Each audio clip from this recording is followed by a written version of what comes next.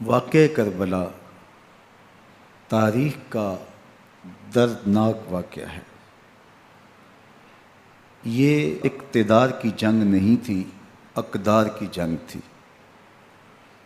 دو شخصیتوں کی لڑائی نہیں تھی، دو نظریات کا ٹکراؤ تھا۔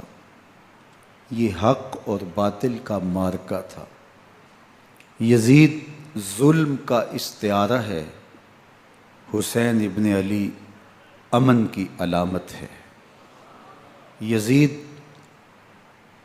جبر کا پتلا ہے، حسین صبر کا پیکر ہے۔ یزید اپنی بدطینت فطرت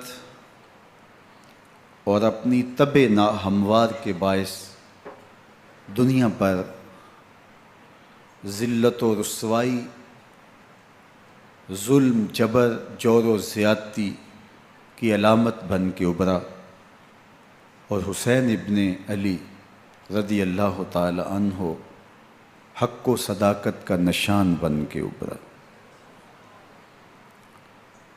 کربلا کے تپتے ہوئے ریگزار میں حسینی اور یزیدی دو کردار سامنے آتے ہیں۔ اقبال نے کہا تھا، موسیٰ و فرعون و شبیر و یزید، ایند و قوت از حیات آید پدید، زندہ حق از قوت شبیری است، باطل آخر داغ حسرت میری است، سرخ رو عشق غیور از خون او، شوخی ای مصرع از مضمون او، تا قیامت قطع استبداد کر، موج خون او چمن ایجاد کر۔ یزید بہدل کی بیٹی محسون کا ناپاک بیٹا تھا، اور حسین محمد عربی کی بیٹی فاطمہ کا شہزادہ تھا۔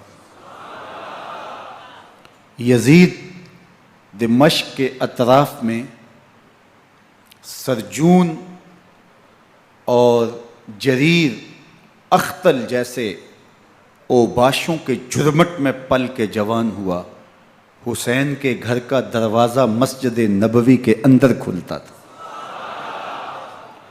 یزید نشے میں دھت ہو کر کے نمازیں چھوڑ دیتا تھا۔ حسین کی کربلا کے اندر بھی نماز تہجد قضا نہیں ہوئی۔ یزید ظلم کا دوسرا نام ہے، حسین امن کی علامت ہے۔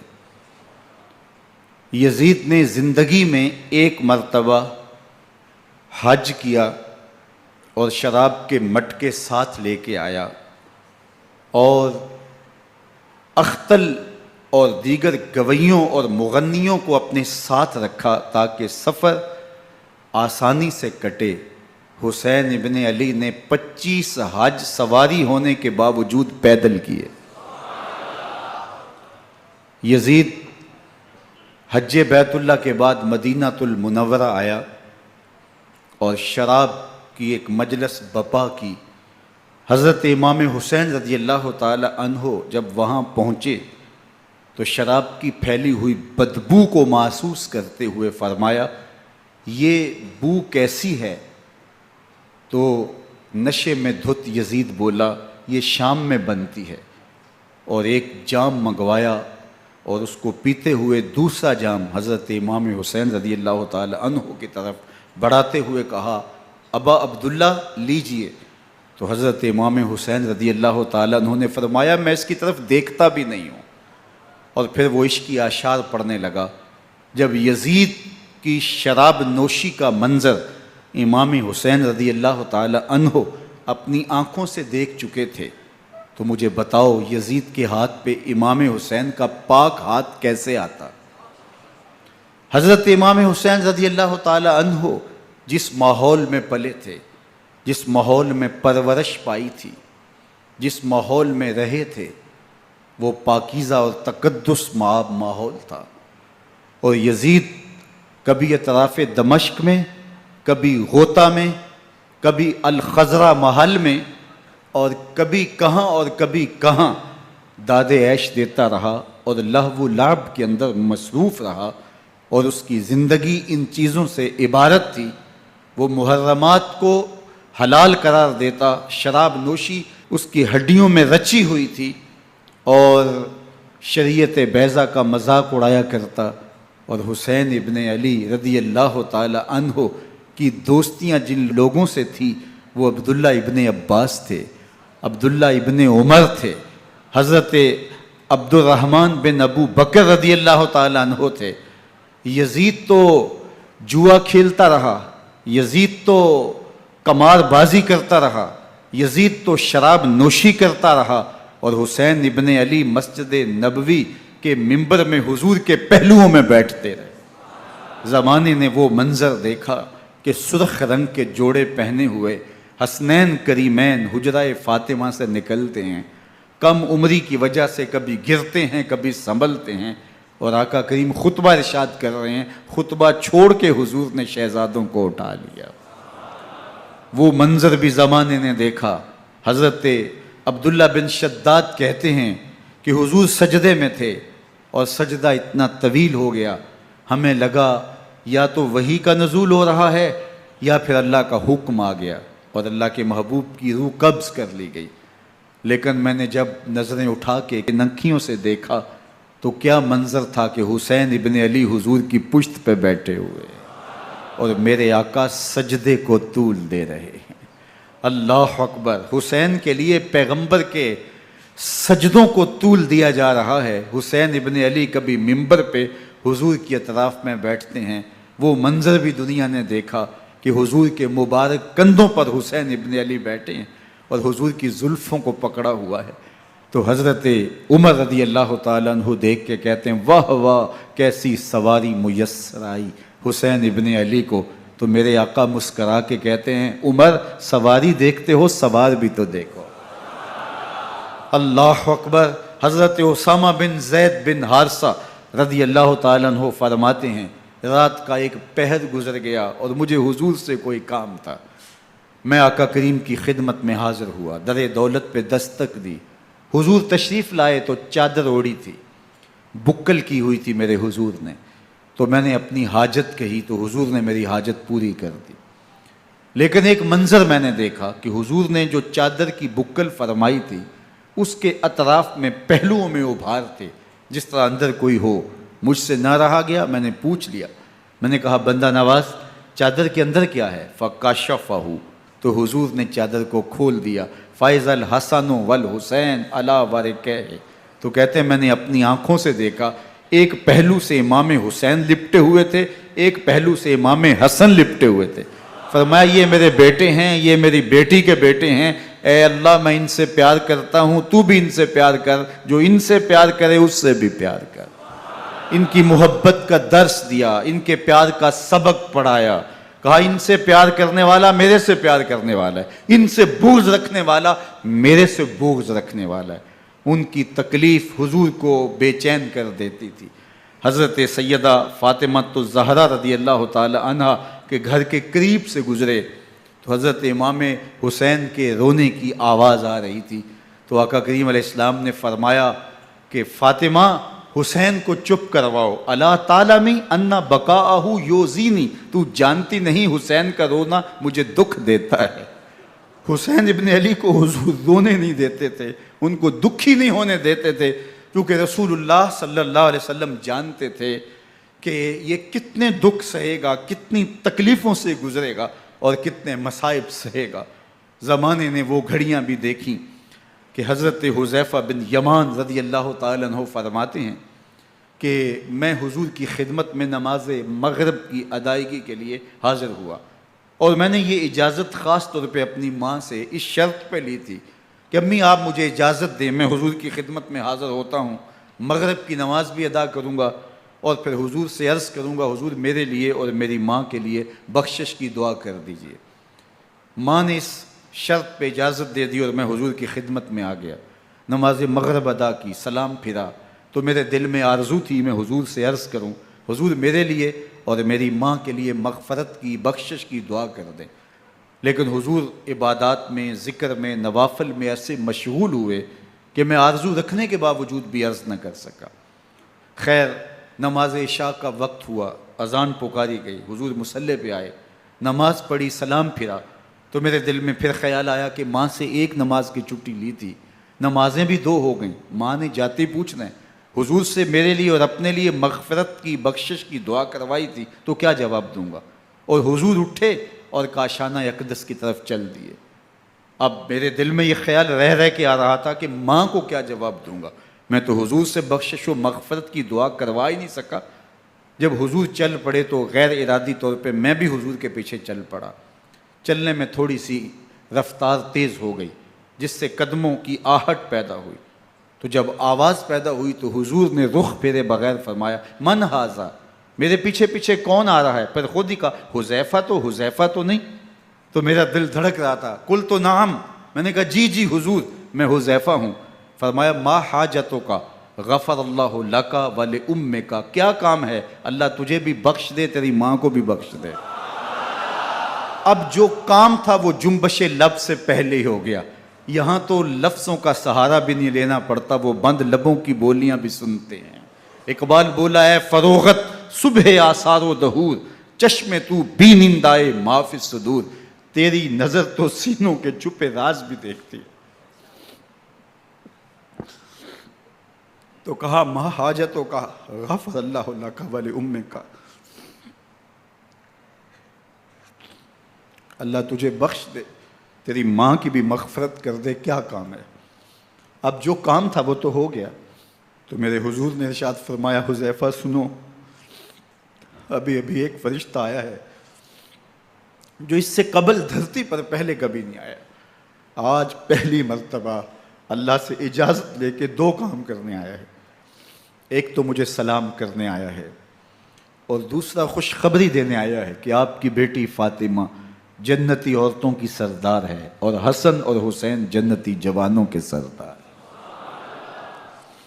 ایک طرف یزید ناپاک میسون کا پلیت بیٹا، اور ایک طرف محمد عربی کا نواسا، فاطمہ کے دودھ کا اثر، علی المرتضیٰ کے خون کی تاثیر، رسول اللہ صلی اللہ علیہ وسلم کے کندھوں پہ بیٹھنے والا۔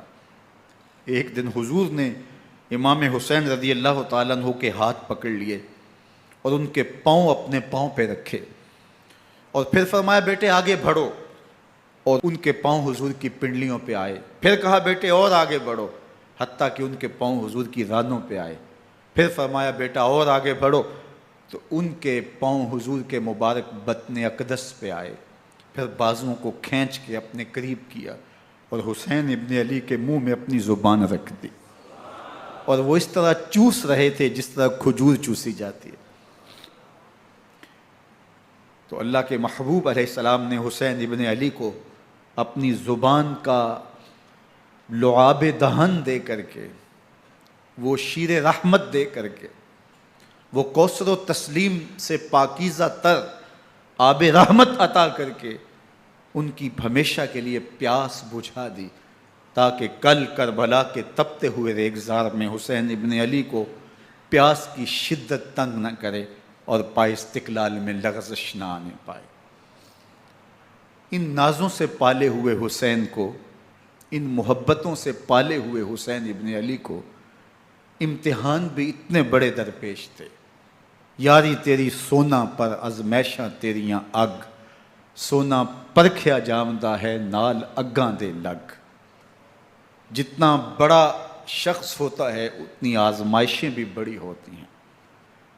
پیغمبر رحمت کی آغوش میں کھیلنے والا، حجرہ فاطمہ کا جانشین، مصلی رسول کا وارث، منبر رسول صلی اللہ علیہ وآلہ وسلم پر حضور کے مبارک پہلو اور گود میں بیٹھنے والا حسین، حضور کی زبان چوسنے والا حسین، حضور کے کندھوں پہ سواری کرنے والا حسین، آقا کریم علیہ الصلوۃ والسلام کے مبارک سجدے کی حالت کے اندر حضور کی پشت پہ کھیلنے والا حسین، جس حسین کا دروازہ مسجد نبوی کے اندر کھلتا تھا اور یزید کی کرتوتوں کے چشم دید گواہ تھے۔ یزید جب تخت نشین ہوتا ہے تو اسے یہ فکر ہوتی ہے کہ امام حسین، عبداللہ بن زبیر، عبداللہ بن عمر، عبداللہ ابن عباس، یہ میری بیعت کریں۔ اور وہ ولید بن عقبہ کو لکھتا ہے کہ ہر صورت میں ان کی بیعت لو، اور اگر بیعت نہ دیں تو سختی کرو۔ حضرت امام حسین رضی اللہ تعالی عنہ کو بلاوا آتا ہے کہ آپ کو دارالامارت میں گورنر ہاؤس میں بلایا جا رہا ہے، ولید بن عقبہ کا پیغام آپ کو پہنچتا ہے۔ آپ اس وقت فرماتے ہیں کہ اس وقت جو پیغام پہنچا ہے وہ کسی خطرے سے خالی نہیں ہے، تو کچھ سواروں کو ساتھ لیا، کہا تم دارالامارت کے باہر کھڑے رہنا، اگر میری آواز بلند ہوئی تو اندر آ جانا، ورنہ تم انتظار کرنا۔ آپ اندر گئے۔ ولید بن عقبہ نے مروان کو بھی بلایا تھا۔ مروان بن حکم یہ گورنر مدینہ ولید سے پہلے رہ چکا ہے، تو اس نے مشورہ دیا کہ سختی کی جائے۔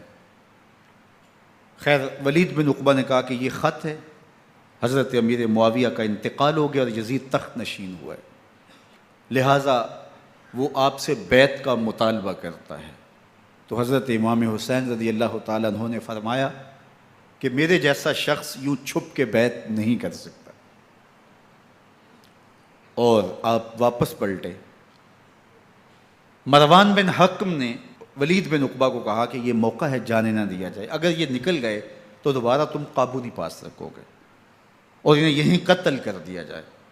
حضرت امام حسین رضی اللہ تعالیٰ عنہ نے یہ بات سن لی۔ کہتے ہیں حضرت امام حسین انہی قدموں کے بل واپس پلٹے اور مروان بن حکم سے مخاطب ہو کے کہا، مروان کیا بول رہا ہے؟ وہ خاموش ہو گیا۔ فرمایا تو جانتا نہیں ہم کون ہیں؟ آنا حسین ابن علی ابن ابی طالب، میں حسین ہوں، میں علی کا بیٹا ہوں، ہمارے گھر میں قرآن اترتا رہا ہے، وحی کا نزول ہوتا رہا ہے، اور یزید فاسق ہے، فاجر ہے، مسلمانوں کا قاتل ہے اور شرابی ہے، میں ڈنکے کی چوٹ پہ یزید کی بیعت سے انکار کرتا ہوں۔ بس حیدری کچھار سے محمدی شیر نکل آیا ہے۔ اب اوسان خطا ہو گئے، راستہ چھوڑ دیا، واپس آئے، سیدہ زینب سے ملے، کہا مدینے کو چھوڑنا پڑے گا۔ کہا بھیا کیا ہوا؟ کہا یزید بیعت لینے پہ مصر ہے اور میں کسی صورت بھی بیعت نہیں کروں گا، رسول اللہ کا مدینہ ہمارے خون سے لالا زار بنے گا، میں نہیں چاہتا کہ حضور کے شہر نور کی حرمت پامال ہو۔ دوستو وہ کیسا منظر ہوگا جب حسین ابن علی نے آخری حاضری حضور کے روضے پہ دی ہوگی۔ حاجی یا معتمر 10 دن کے لیے، 8 دن کے لیے، 20 دن کے لیے مدینہ المنورہ عارضی سکونت اختیار کرتا ہے، اور حضور کے روضہ انور سے، اس شہر نور سے، ان گلیوں سے، ان بام و در سے ایسا مانوس ہو جاتا ہے کہ جب واپس پلٹ رہا ہوتا ہے ان دعاؤں کے ساتھ کہ دوبارہ آنا بھی نصیب ہو، اور اسے لگتا ہے کہ میں دوبارہ بھی بلایا جاؤں گا، لیکن اس کے باوجود شہر حبیب چھوڑنا قیامت سے کم نہیں ہوتا۔ اعظم چشتی مرحوم آخری بار جب حضور کے روضہ انور پہ گئے تو بیمار تھے، ویل چیئر پہ تھے۔ باب بقی سے باہر نکلے تو خادم سے کہا کہ میری ویل چیئر پیچھے سے کھینچو تاکہ میرا رخ روضہ انور کی طرف رہے، اور وہ پیچھے سے کھینچتا چلا جا رہا ہے، اور جب باب مکہ سے پیچھے جنت البقیع کے قریب سے گنبد خضرا نگاہوں سے اوجل ہونے لگا تو اعظم چشتی مرحوم نے کہا، جان بدن سے نکلتی ہے اعظم، جان بدن سے نکلتی ہے اعظم، کوئی آسان ہے مدینے سے جدا ہونا، کوئی آسان ہے مدینے سے جدا ہونا۔ یہ اس شخص کی کہانی ہے جو 10 دن، 5 دن، مہینہ، 2 ماہ وہاں رہتا ہے، اور پھر اس شہر کو چھوڑ کے آنا اس کے لیے آسان نہیں ہوتا۔ اور مجھے بتاؤ کہ حسین جو پیدا مدینے میں ہوا، جس کے گھر کا دروازہ مسجد نبوی کے اندر کھلتا تھا، جو مسجد نبوی کے اندر پرورش پا کے جوان ہوتا ہے اور مدینے کی گلیوں میں کھیلتا رہا، اس حسین ابن علی کے لیے مدینہ چھوڑنا، اور پھر وہ اس بات کا علم اور شعور رکھتے تھے کہ یہ آخری بار حضور کے در پہ حاضری ہے، دوبارہ اس شہر نور میں نہیں آ سکوں گا، تو کیا قیامت ہوگی اور کیا منظر ہوگا۔ محمد بن حنفیہ کے علاوہ خاندان نبوت کے جتنے لوگ تھے ان سب نے شہر مدینہ کو الوداع کہا، اور رات کے موقع میں مدینہ المنورہ کو، مسجد نبوی کو چھوڑ کر کے مکہ کی جانب عازم سفر ہوئے۔ 3 شعبان المعظم کو مکہ المکرمہ پہنچتے ہیں، ادھر کوفیوں کے خطوط آنے شروع ہو جاتے ہیں۔ حضرت امام حسین رضی اللہ تعالیٰ عنہ مسلم بن عقیل رضی اللہ تعالیٰ عنہ کو صورتحال معلوم کرنے کے لیے بھیج دیتے ہیں۔ 40,000 کوفی آپ کے ہاتھ پہ بیعت کر لیتے ہیں۔ ادھر 25 پیدل حج کرنے والے حضرت امام حسین 8 ذی الحج کو احرام باندھتے ہیں، لیکن آپ کو پتہ چلتا ہے کہ حاجیوں کے روپ میں قاتل چھپا دیے گئے، تو آپ اس احرام کو حج کی بجائے عمرے میں بدلتے ہیں اور کوفے کی جانب عازم سفر ہوتے ہیں۔ کائنات والو، ذرا سینے پہ ہاتھ رکھ کے دیکھو کہ یہ کتنا مشکل مرحلہ تھا۔ اس دین کی آبرو کو بچانے کے لیے حضرت امام حسین رضی اللہ تعالیٰ عنہ نے کتنا بڑا قدم اٹھایا۔ آپ کے بہی خواہ، دوست، احباب عبداللہ بن عمر یہ سارے روکتے ہیں۔ عبداللہ بن عباس کہتے ہیں حضرت نہ جائیے، الکوفی لا یوفی، کوفی کبھی وفا نہیں کرتے، آپ کے والد کو وہاں شہید کیا گیا، لیکن آپ ایک فرض کو نبھانے جا رہے ہیں۔ میرے غم گسارو، میرے مہربانوں، نہ روکو مجھ کو جانے دو، مجھے نانے کے دی کی ڈوبتی کشتی بچانے دو، میں جاتا ہوں کہ دنیا پر وفا کا نام رہ جائے، میں رہوں نہ رہوں پر عظمت اسلام رہ جائے۔ میں نہیں جاتا تو نبی کے گھر کی آن جاتی ہے، میں نہیں جاتا تو نبی کے گھر کی آن جاتی ہے، تمہارا دین جاتا ہے، میری غیرت ایمان جاتی ہے۔ حضرت امام حسین یہاں سے چلتے ہیں، ابھی راستے میں ہی پہنچتے ہیں کہ یہ خبر آتی ہے کہ کوفے والوں نے بے وفائی کر دی، حضرت مسلم بن عقیل رضی اللہ تعالیٰ عنہ کو شہید کر دیا گیا، نعمان بن بشیر معزول کر دیے گئے، ابن مرجانہ ابن زیاد وہاں متعین کر دیا گیا جو سخت گیر شخص تھا، اور اس نے لوگوں کو ڈرایا، دھمکایا، اور کوفے کے لوگوں کے دل بدل گئے اور وہ بیتیں توڑنے لگے۔ وہ منظر مسجد کوفہ کا کتنا دلگداز تھا، جب امام نماز کے لیے کھڑے ہوئے تو 40,000 لوگ آپ کے پیچھے تھا۔ جب سلام پھیرا اور امام نے دیکھا کہ پیچھے لوگ نہیں ہیں، پھر لوگوں نے اپنے دروازے بھی بند کر لیے۔ رات کی تنہائیاں ہیں اور حضرت مسلم بن عقیل کو کوئی پناہ دینے والا نہیں ہے، لوگوں نے دروازے بند کر لیے کہ کہیں ہمارے گھر میں نہ آ جائیں اور ہم مشقت اور حکومتی تشدد کا شکار نہ ہوں۔ کتنا دردناک لمحہ ہے حضرت مسلم بن عقیل رضی اللہ تعالیٰ عنہ پہ، اور پھر حضرت مسلم بن عقیل بے دردی سے شہید کر دیے جاتے ہیں۔ آپ ابھی راستے میں ہیں، یہ ساری کہانی پہنچتی ہے کہ حضرت مسلم شہید کر دیے گئے اور بے دردی سے شہید کر دیے گئے۔ وہ جنہوں نے خط لکھے تھے کہ ہم آپ کے ساتھ ہیں اور ہم منتظر ہیں، چشم برا ہیں، آپ کے قدموں کی چاپ سننے کے لیے بےتاب ہیں، آج انہوں نے بیتیں توڑ دی، 40,000 کوفی منحرف ہو گئے۔ مسجد کوفہ کا وہ منظر کس قدر روح کو تڑپا دینے والا تھا۔ ہم پچھلے سال عصر اور مغرب کے درمیان جب کوفہ پہنچے تو سورج ڈوبنے کے قریب تھا۔ میں نے اپنی زندگی میں اتنا اداس موسم کہیں نہیں دیکھا جتنا اداس موسم کوفے میں دیکھا۔ ایسے لگتا تھا جس طرح کوفے کی آب و ہوا آج بھی شرمندہ ہے۔ جو مسلم بن عقیل اور خاندان نبوت کے ساتھ اہل کوفہ نے کیا، حضرت امام حسین رضی اللہ تعالیٰ عنہ کو ان کے بہی خواہوں نے، اعزاء نے، اقربا نے، دوستوں نے، آوان و انصار نے، ساتھیوں نے کہا کہ حضرت حالات یکسر تبدیل ہو گئے، اب ہمیں مراجعت کر جانی چاہیے، واپس پلٹ جانا چاہیے۔ تو حضرت امام حسین کافی سوچ بچار میں رہے، پھر اس کے بعد آپ نے فیصلہ کیا کہ ہم آگے بڑھیں گے۔ دوستوں نے کہا کہ حضرت اگر آپ آگے بڑھیں گے تو ہمیں لگتا ہے کہ وہ آپ کے ساتھ سلوک اچھا نہیں کریں گے اور آپ بچوں کے سامنے پیاس سے شہید کر دیے جائیں گے۔ تو حضرت امام حسین رضی اللہ تعالیٰ عنہ نے وہاں ایک خطبہ ارشاد فرمایا کہ لوگو تم جو مجھے بتا رہے ہو مجھے اچھی طرح معلوم ہے، جو تم مجھے منظر پیش کر رہے ہو وہ میری نگاہوں میں ہے، اور جو کچھ ہونے والا ہے چشم تصور وہ منظر دیکھ رہی ہے۔ چونکہ حضرت امام حسین رضی اللہ تعالیٰ عنہ کی شہادت کی خبر حضرت امام حسین کے پیدا ہوتے ہی خاندان نبوت میں عام تھی۔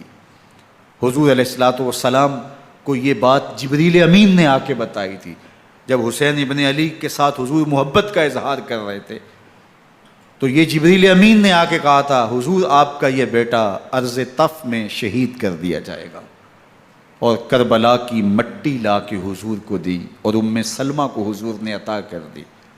حضرت ام سلمہ کہتی ہیں کہ ایک دن میں سوئی تو خواب دیکھا کہ حضور کے مبارک بال بکھرے ہوئے ہیں اور سخت پریشان ہیں، تو میں نے کہا کہ حضور آپ کی یہ کیا حالت ہے؟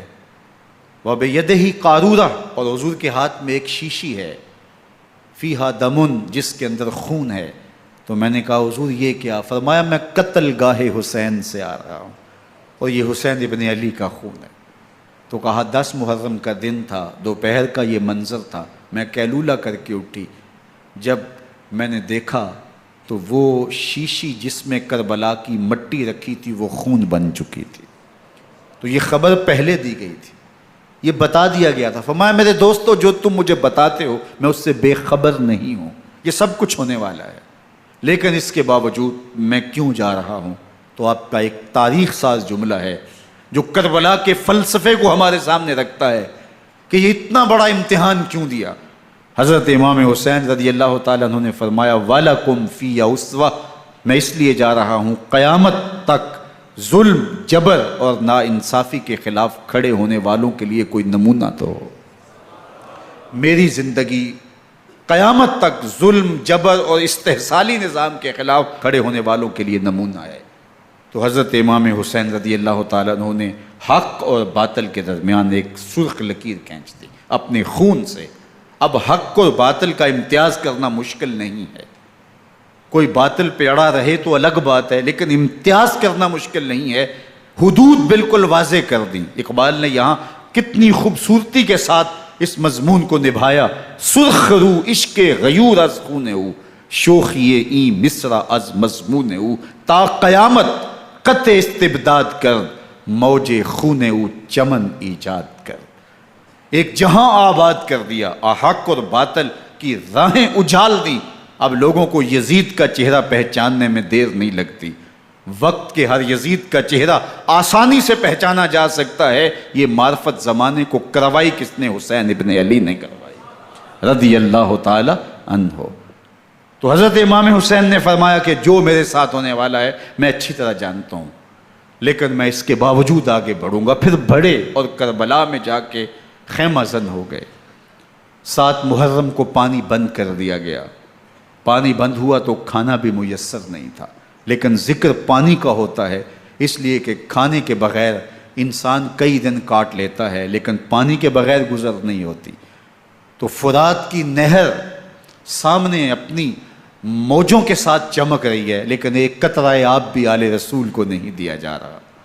کائنات کے اندر ایسے انوکھے امتحان بھی ہوتے ہیں، وارثوں ساقی کوثر کے، مالک ہوں حوض کوثر کے، اور بیٹے ہوں ساقی کوثر کے، اور آج ایک بوند پانی کی بھی میسر نہ ہو۔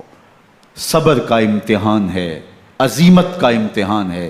حضرت امام حسین رضی اللہ تعالیٰ عنہ خیمہ زن ہو گئے، 3 دن تک پانی بند رہتا ہے، 9 محرم کو رات کی تنہائی میں حملہ آور ہونا چاہتے ہیں، لیکن آپ نے کہا کہ ہمیں اللہ کے حضور عبادت اور ذکر کے لیے وقت دیا جائے۔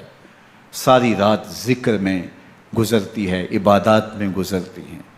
رات کے اندھیرے میں آپ چراغ بجھا دیتے ہیں۔ آوان و انصار کو کہتے ہیں کہ ان کی دشمنی میرے ساتھ ہے، انہیں میرا خون چاہیے، اگر تم رات کی تاریکی میں نکل جاؤ تو میں تم سے کوئی مواخذہ نہیں کروں گا، اور یہ بھی تمہارا پیچھا نہیں کریں گے، اس لیے کہ ان کا مطلوب تم نہیں ہو، ان کا مطلوب میں ہوں۔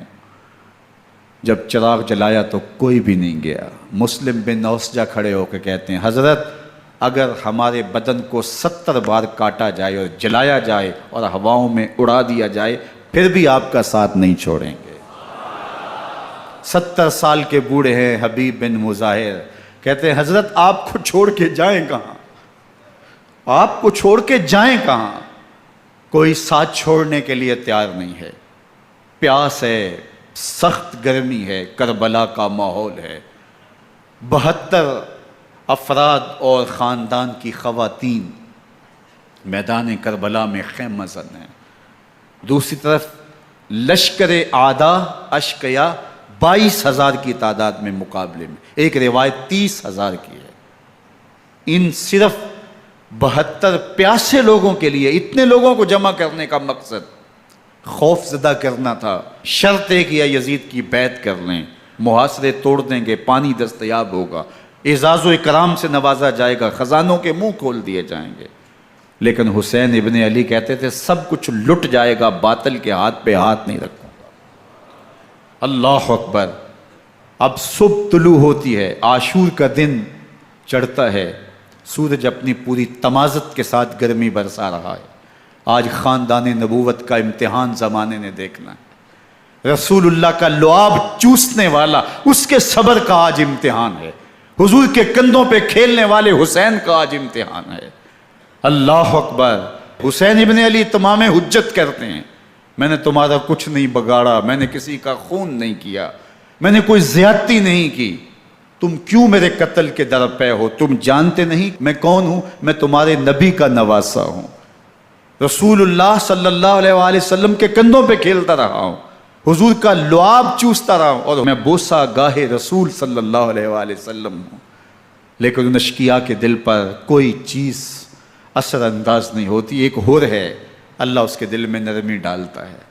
پہلے تو امام حسین کو گھیر کے لے کر کے آتا ہے، لیکن بعد میں وہ قافلہ یزید سے قافلہ حسین کی طرف آ جاتا ہے۔ امام حسین فرماتے ہیں تو دنیا میں بھی ہور ہے، آخرت میں بھی ہور ہے، آزادی مل جاتی ہے۔ باقی 22,000 کا لشکر جرار امام حسین کے قتل کے در پہ ہے۔ پھر تاریخ نے خاندان نبوت کا وہ انوکھا امتحان دیکھا۔ حضرت امام حسین کے بچے بالخصوص خواتین پیاس کی شدت میں حلق خشک ہیں۔ حضرت سکینہ تڑپ کے اپنے باپ سے کہتی ہیں کہ مجھے 6 ماہ کے علی اصغر کی پیاس نہیں دیکھی جا رہی۔ بچے کو ہاتھوں پہ اٹھاتے ہیں اور نہر فرات کے کنارے پہنچ کے فرماتے ہیں اشقیاء سے مخاطب ہو کے تمہارا معاملہ میرے ساتھ ہے، اس 6 ماہ کے بچے نے تمہارا کچھ نہیں بگاڑا، اور چلو بھر کے اس کا حلق سیراب کرنا چاہتے ہیں۔ ایک 2 شاخہ تیر آتا ہے جو حضرت علی اصغر کے گلے کو چیر دیتا ہے۔ راوی لکھتے ہیں کہ وہ عام تیر نہیں تھا، جانوروں کو شکار کرنے کے لیے جو بڑے تیر ہوتے ہیں وہ 2 شاخہ تیر تھا۔ وہ گردن کو کاٹ دیتا ہے، خون بہنے لگتا ہے، گردن لٹک جاتی ہے۔ حضرت امام حسین وہ بہتا ہوا خون اپنے چلو میں لیتے ہیں اور آسمان کی طرف اچھال کے کہتے ہیں مالک حسین کی یہ قربانی بھی قبول فرما۔ یہ تماشا لب بام نہیں ہے، بچہ بیمار ہو ڈاکٹر جواب دے دیں، ماں باپ کے ہاتھ پھول جاتے ہیں، زندگی کی سانسیں ابھی چل رہی ہوتی ہیں، لیکن ڈاکٹر کہے کہ یہ میرے بس کا روگ نہیں ہے، کہیں اور لے جاؤ، تو زندگی کا لف و نشر غیر مرتب ہو جاتا ہے۔ میں سلام پیش نہ کروں حسین ابن علی کو، 6 ماہ کا علی اصغر ہاتھوں میں دم توڑتا ہے، گردن لٹک جاتی ہے، خون بہہ رہا ہے، اب خیموں کی طرف بڑھ رہے ہیں، لیکن زبان پہ شکایت نہیں ہے، کہتے ہیں مالک حسین کی یہ قربانی قبول کر لے۔ اب خیموں کی طرف آنا، شہر بانوں ام رباب سیدہ زینب حضرت سکینہ سلام اللہ علیہا کا سامنا کوئی آسان کام نہیں تھا، لیکن حسین ابن علی آتے ہیں، شہزادے کو یہاں خیموں کے قریب رکھ کے کہتے ہیں کہ یہ حوض کوثر سے سیراب ہو گیا ہے۔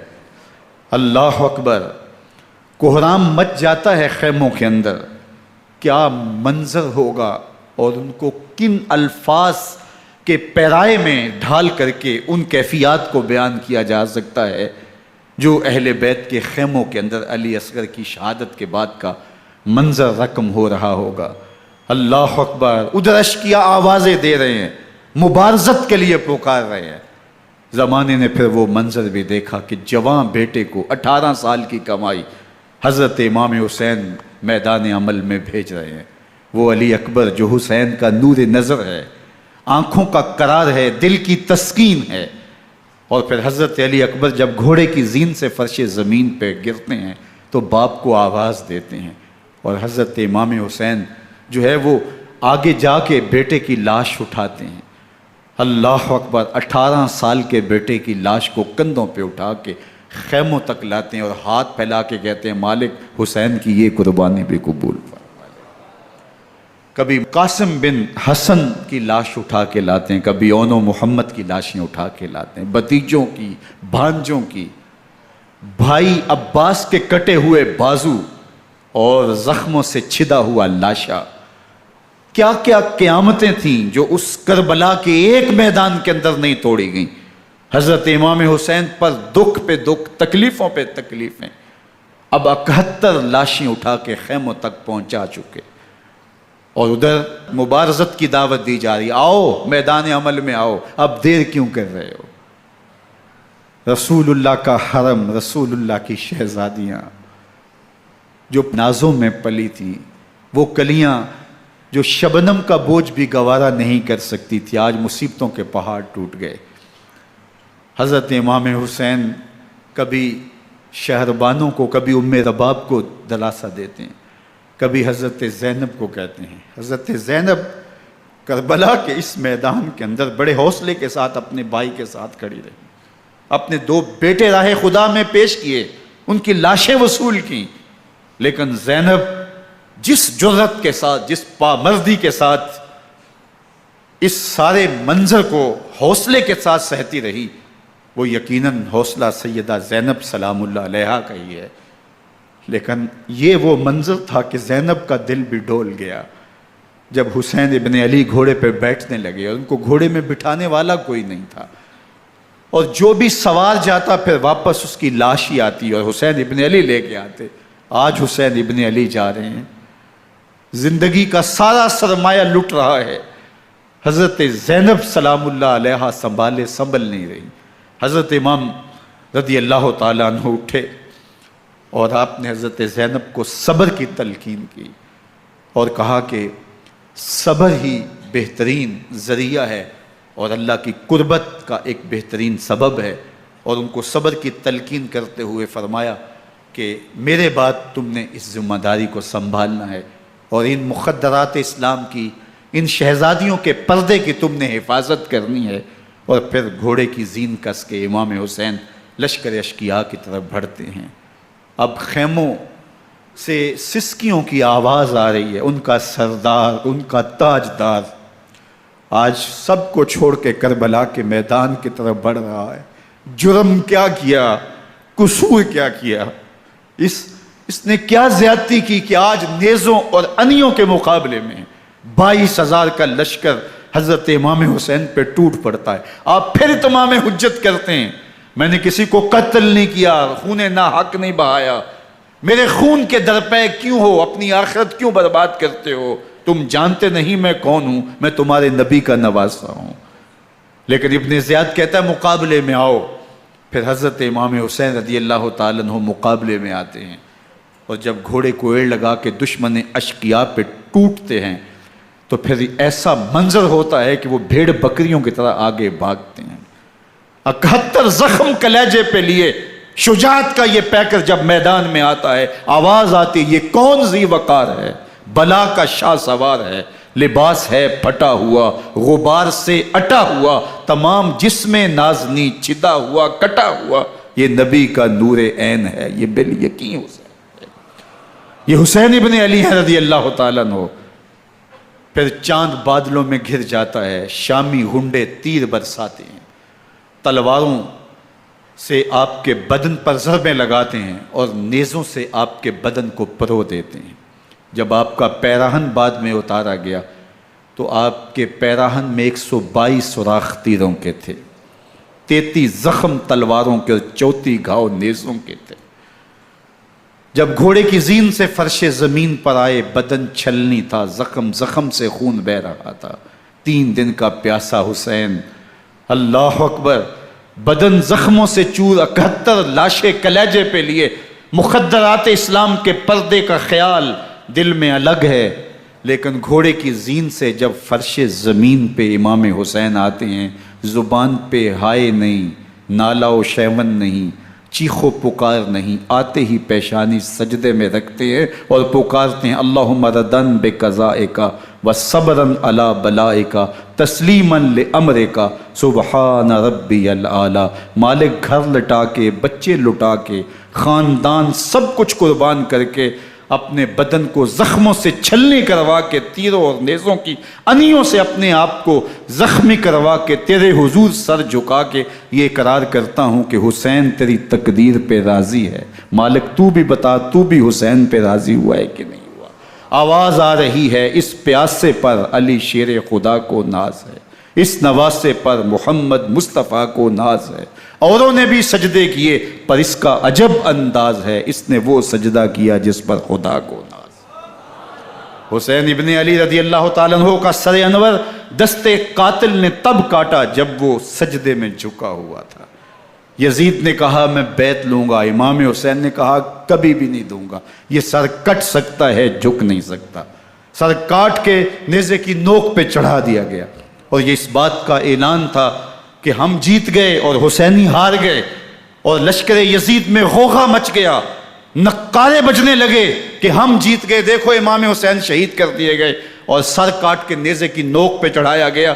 لیکن لشکر یزید سے ہی آواز آئی یہ کیسا سر ہے جو کٹ کے بھی سر بلندی ہے، کٹ گیا ہے پھر بھی اونچا ہے، اللہ اکبر، یہ سر سجدے میں کٹا ہے، رب کے حضور عبادت کی حالت میں کٹا ہے۔ حسین آج بھی سجدے میں ہے، اللہ اکبر، حسین آج بھی سجدے میں ہے، بلکہ کٹے ہوئے سر کا رخ زمین کی جانب تھا اور کٹی گردن آسمان کی طرف، یوں نیزے پہ پرویا گیا۔ اللہ اکبر، ایک شاعر نے نقشہ کھینچا، بآنکھ سر نیزے پہ اور سوئے زمین ہے روح، یعنی سجدہ ثانی کی ہے آرزو۔ رکعت کے 2 سجدے ہوتے ہیں، ابھی ایک سجدہ ہوا تھا کہ دست قاتل نے سر کاٹ دیا، کہا حسین کی پیشانی میں دوسرے سجدے کی تمنا مچل رہی ہے۔ یہ تھا حسین ابن علی کا سجدہ، ساری زندگی رب کے حضور سجدہ قضا نہیں ہونے دیا۔ آج پانی نہیں ہے، اللہ اکبر، آج تیمم کر لیتے ہیں، آج اپنے خون کو اوڑھ کر کے حسین نے اپنی پیشانی اپنے مالک کے حضور جھکا کر کے عظیمت کی وہ انوکھی داستان رقم کر دی کہ صدیاں گزرنے کے باوجود بھی ان کی یادوں کے چراغ روشن ہیں۔ جب حضرت امام حسین اور دوسرے اعیان و انصار کو شہید کر دیا گیا تو ان کے سر نیزوں کی نوک پہ چڑھا دیے گئے۔ حضرت امام حسین کا کٹا ہوا سر اور باقی 71 افراد کے کٹے ہوئے سر نیزوں کی نوک پہ، اور 10 سواروں کو ابن سعد نے کہا کہ ان کو رون دو، اور گھوڑوں کی ٹاپوں تلے حضرت امام حسین رضی اللہ تعالیٰ عنہ اور ان کے آوان و انصار کو جو ہے وہ روندا گیا، حتیٰ کہ ان کی استخوان مبارک، ان کی ہڈیاں بھی چور چور ہو گئیں۔ روننے سے قبل ان کا لباس اتار لیا، ان کے کپڑے اتار لیے گئے۔ اللہ اکبر، کیسی دردناک گھڑیاں تھیں۔ یزید کا صرف یہی بد کرداری کا مرحلہ نہیں تھا، اس کربلا کے صحرا کے اندر یزید نے جس طرح امام حسین رضی اللہ تعالیٰ عنہ کو شہید کیا اور حضرت امام حسین کے خاندان کو شہید کیا، جب مدینہ المنورہ پر یزید نے مسلم بن عقبہ کو مقرر کیا، جس کو بزرگوں نے مصرب بن عقبہ کہا ہے، تو اس کو کہا 3 دن تک مدینے کا حرم تمہارے لیے حلال ہوگا، جو چاہو تم کرنا، اور شامی فوجوں کو اجازت ہوگی۔ تو وہاں بھی انہوں نے 10,000 تابعین اور 700 صحابہ کو شہید کیا۔ حضرت ابو سعید خدری رضی اللہ تعالیٰ عنہ گھر سے باہر نکلے، کافی بوڑھے ہو چکے تھے، تو انہوں نے حضرت ابو سعید خدری کو پکڑ لیا، کہا تم کون ہو؟ کہا مجھے ابو سعید خدری کہتے ہیں۔ تو کہا ہاں تمہارا نام سنا ہے، اور داڑھی سے پکڑ کے کھینچا اور کہا کہ ہے تمہارے پاس جو ہمیں دو؟ تو کہا کہ میرے پاس تو کچھ بھی نہیں، میں تو فقیر آدمی ہوں۔ تو ان کے گھر ان کو لے گئے، تو 2 کبوتر رکھے تھے حضرت ابو سعید خدری نے، تو وہ کبوتر لوٹ کے لے گئے۔ اللہ اکبر۔ حضرت ابن سنان رضی اللہ تعالیٰ عنہ کو، جو حضور کے علم بردار تھے فتح مکہ کے دن، ان کو ستو پہلے پلائے اور پھر ان کی گردن کاٹی گئی، اور کہا یہ ہے وہ ستو جو تم زندگی میں آخری بار پیو گے۔ ایک گھر میں داخل ہوئی شامی فوج، تو ایک خاتون کے ابھی بچہ پیدا ہوا تھا، اور قابلہ نے، دائیہ نے، وہ بچہ ماں کی چھاتی پہ لٹایا، اور وہ ماں کا پہلا دودھ پی رہا تھا۔ تو یہ جا کے کہنے لگے نکالو تمہارے پاس جو کچھ ہے۔ تو اس خاتون نے کہا تم جانتے ہو یہ بچہ کون ہے؟ تو انہوں نے کہا ہم نہیں جانتے۔ کہا یہ حضرت ابن ابی کبشہ انماری رضی اللہ تعالیٰ عنہ کا بچہ ہے، اور یہ وہ صحابی ہیں کہ جو بیت الشجرہ کے موقع پہ حضور کے ہاتھ پہ بیعت کرتے ہیں۔ انہوں نے اس چیز کا لحاظ نہ کیا کہ جو کچھ ہے وہ ہمیں دو، ورنہ تیرے بچے کو نہیں چھوڑیں گے۔ تو ماں بچے سے مخاطب ہو کے کہتی ہے، ابھی بچہ پیدا ہوا ہے اور ماں سے پہلا دودھ پی رہا ہے، کہ بیٹے اگر میرے پاس کچھ ہوتا، وہ قیمتی سے قیمتی چیز بھی ہوتی، تیری جان کے لیے قربان کرتی، لیکن اس وقت میرے پاس کچھ ہے نہیں۔ تو ایک شکی آگے بڑھا اور بچے کو ایک ٹانگ سے پکڑ کے کھینچ کے دیوار کے ساتھ پٹک کے مارا، جس سے دماغ کا بھیجا نکل گیا۔ کیا کیا زیادتیاں نہیں کی۔ 700 صحابہ حرہ کے واقعہ میں شہید کیے یزید نے، اور 10,000 تابعین شہید کیے۔ مسجد نبوی میں ممبر رسول کے ساتھ گھوڑے باندھے، اور وہ ممبر رسول اور مصلی رسول کے قریب لید کرتے رہے۔ حضرت سعید عبد المسیب فرماتے ہیں میں نابینا تھا اور حضور کے روضہ انور کے پاس بیٹھا تھا، اور یزید کے سپاہی آتے، جو بھی مسجد میں نظر آتا پکڑ کے لے جاتے، مجھے نابینا سمجھ کے چھوڑ دیتے، لیکن میں پریشان تھا کہ ظہر کا وقت ہوگا، عصر کا وقت ہوگا، مغرب عشاء کا وقت ہوگا، نہ اذان، نہ اقامت، نہ جماعت، تو کیسے مجھے پتہ چلے گا کہ نماز کا وقت ہو گیا، اور کیسی میری نمازوں کا کیا بنے گا؟ میں اس فکر میں بیٹھا تھا۔ لم ازل اسمع الاذان والاقامت من قبر رسول اللہ صلی اللہ علیہ وآلہ وسلم۔ فرماتے ہیں جب بھی پھر نماز کا وقت آیا، گنبد خضرا سے اذان کی بھی آواز آئی، اقامت کی بھی آواز آئی۔ 3 دن تک مسجد نبوی کے اندر گھوڑے بندے رہے، اور مدینہ کی حرمت پامال کی۔ مدینہ کے گھروں کے اندر یہ بدکماش داخل ہوئے، اور جو بدکاریاں انہوں نے کی کلیجہ منہ کو آتا ہے۔ 1002 شیزائیں ان بدکاروں کی بدکاریوں کی وجہ سے کنواری حالت کے اندر حاملہ ہوئی۔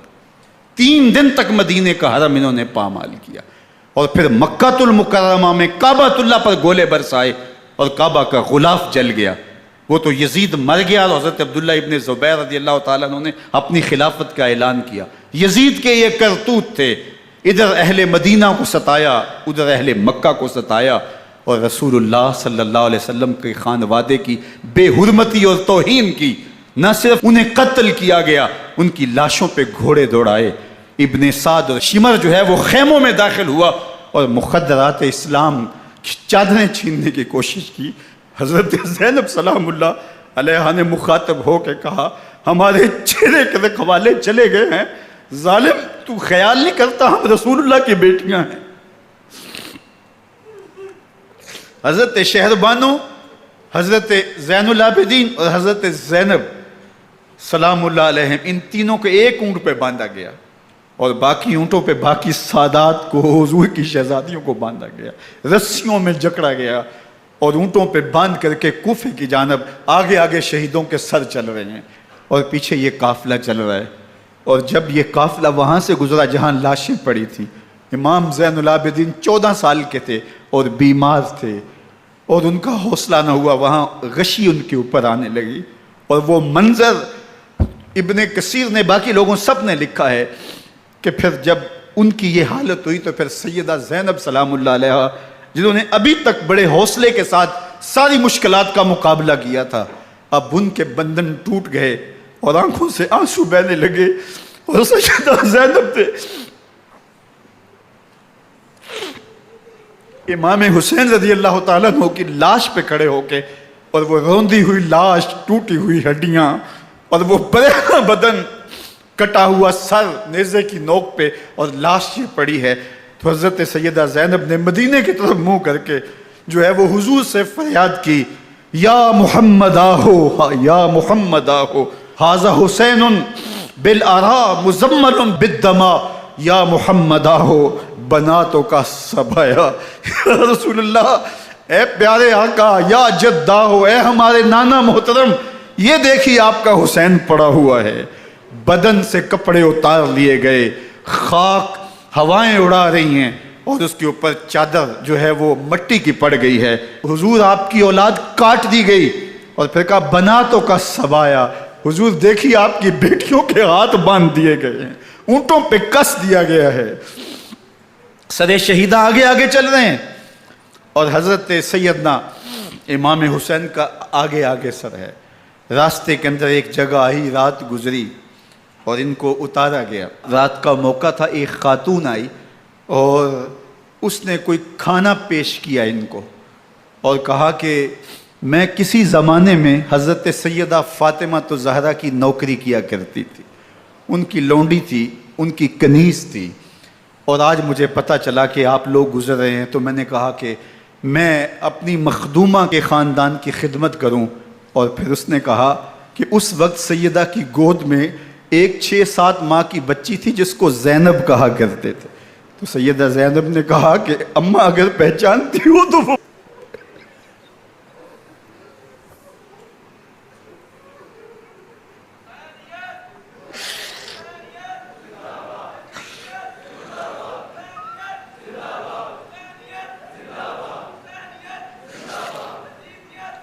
یہ تاراج اور لٹا ہوا کارواں پھر وہاں سے کوفے میں کیسے پہنچا، اور کوفے کے اندر سیدہ زینب سلام اللہ علیہا نے وہ یزید کے دربار میں، ابن زیاد کے دربار میں وہ جرأت آمیز جو باتیں کہیں، اللہ اکبر، زینب کی زبان میں علی کی خطابت بول رہی تھی، اور پھر دشمن اور دوست سارے رونے لگے، اور وہ کیا دل گداز منظر تھے۔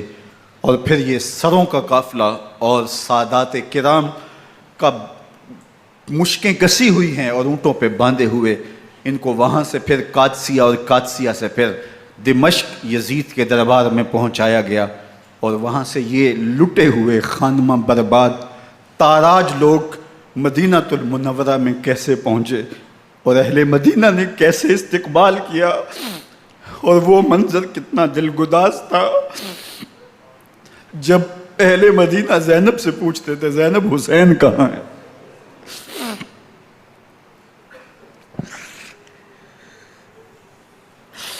بے مروت بے وفا تیرا بھی کیا افسانہ ہے، جس نے اپنی ہی شمع کو گل کیا تو وہ پروانہ ہے۔ اپنے پیغمبر کے شہزادوں کو اور اپنے پیغمبر کی شہزادیوں کو جو دکھ اس امت نے دیے، یہ کائنات کی ایک انوکھی داستان ہے۔ اللہ ہمیں اسوہ شبیری پہ عمل کی توفیق عطا کرے اور ان کے نقوش پاک کی برکتیں دے، اہل بیت کی محبت ہماری روحوں میں جذب کر دے، اور جس عظیمت کے ساتھ، جس حوصلے کے ساتھ انہوں نے دکھوں کو جھیلا، جو دہکتی آگ کے شعلوں پہ سویا وہ حسین، جو جواں بیٹے کی میت پر نہ رویا وہ حسین، جس نے سب کچھ کھو کے کچھ نہ کھویا وہ حسین، مرتبہ اسلام کا جس نے دوبالا کر دیا، خون نے جس کے دو عالم میں اجالا کر دیا، جو کہ سوزے غم کو سانچے میں خوشی کے ڈھال کے، مسکرایا موت کی آنکھوں میں آنکھیں ڈال کے۔ اے حسین ابن علی تم پر سلام، نازش آل نبی تم پر سلام۔ ذرا میرے ساتھ یہ پڑھ لیجئے، اے حسین ابن علی تم پر سلام،